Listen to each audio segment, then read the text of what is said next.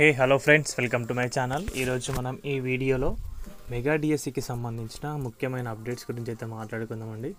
So video యూస్ఫుల్గా అయితే ఉండబోతుంది గైస్. వీడియో స్కిప్ చేయకుండా లాస్ట్ వరకు అయితే చూడండి. సో రీసెంట్గా వచ్చిన అప్డేట్స్ ప్రకారం అయితే డిఎస్సికి సంబంధించిన ఆస్పిరెంట్స్ ఎవరైతే ఉన్నారో తప్పకుండా 90 డేస్ సమయం అయితే కోరుతున్నారు. ఎందుకంటే వారు మంచిగా ఆల్రెడీ ప్రిపేర్ అయి ఉంటారు. ఓకే, మంచిగా రివిజన్ చేసుకోవడానికి, ఎగ్జామ్స్కి కంప్లీట్గా సెట్ కావడానికి 90 డేస్ అంటే 3 months గడువు అయితే కోవడం అయితే జరిగింది. సో దాని పట్ల ప్రభుత్వం ఇంకా ఎలాంటి నిర్ణయం అయితే తీసుకోలేదు. మరి 90 డేస్ సమయం అయితే ఉంటుందా లేదా అనేది దానిపైన అయితే స్పష్టత అయితే రావాల్సి ఉంటుంది. అండ్ అదేవిధంగా చూసుకుంటే కనుక మనం మాట్లాడాం ఆల్రెడీ నార్మలైజేషన్ విధానం గురించి. సో టెట్ లాగానే డిఎస్సిలో కూడా నార్మలైజేషన్ విధానం అయితే ఉండబోతుంది.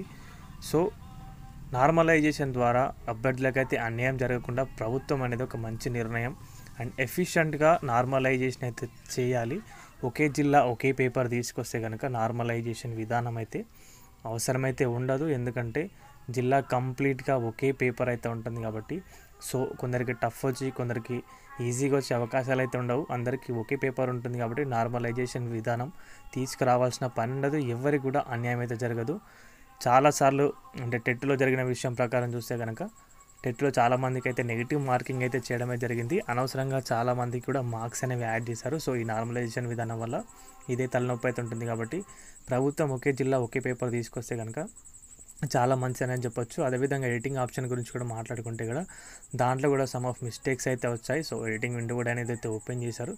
సో దాన్ని అందరూ ఒకసారి అయితే చెక్అవుట్ అయితే చేయండి గైస్. అండ్ చూసుకుంటే కనుక మరో టెట్ గురించి మాట్లాడితే చాలామంది ఇప్పుడు సరే 3 నెలల సమయం అయితే డిఎస్సికి కోరుతున్నారు, మరి టెట్ తీసుకొస్తారా అని చెప్పేసి చాలామంది అయితే అడుగుతున్నారు. సో తీసుకురావడానికి కూడా అవకాశాలు అవుతున్నాయి. ఈ కూటమి ప్రభుత్వం ఏం చేస్తుందో ఎవరికి తెలియదు చేసే వరకు. సో మరీ వేచి ఉండాలి ఏదైనా నిర్ణయం తీసుకునే వరకు. ఎందుకంటే సమయం అయితే పొడిగించే అవకాశాలు అవుతున్నాయి. 90 డేస్ అభ్యర్థులు అయితే అదే కోరుతున్నారు కాబట్టి.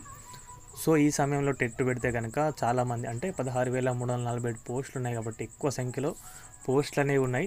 చాలా రోజుల తర్వాత డిఎస్సి అనేది అయితే కండక్ట్ అయితే చేస్తున్నారు కాబట్టి ఇందులో ఆ టెట్ అభ్యర్థులను కూడా ఇంక్లూడ్ చేసే అవకాశాలు అవుతున్నాయి. ఎందుకంటే 2024లో జరిగిన టెట్లో 50% ఫెయిల్యూర్ అనేది రావడమే జరిగింది. సో దాని ప్రకారం దృష్టిలో పెట్టుకుని అయితే ఇప్పుడు కూడా టెట్ తీసుకురావడానికి అవకాశాలు కూడా అవుతున్నాయి. సో ఇది గైస్ అప్డేట్ అయితే కనుక వీడియో నచ్చితే వీడియోకి అయితే ఒక లైక్ చేయండి. మన ఛానల్కి ఎవరైనా కొత్తగా వచ్చుంటే సబ్స్క్రైబ్ అయితే చేసుకోండి. థ్యాంక్స్ ఫర్ వాచింగ్ అందరికీ.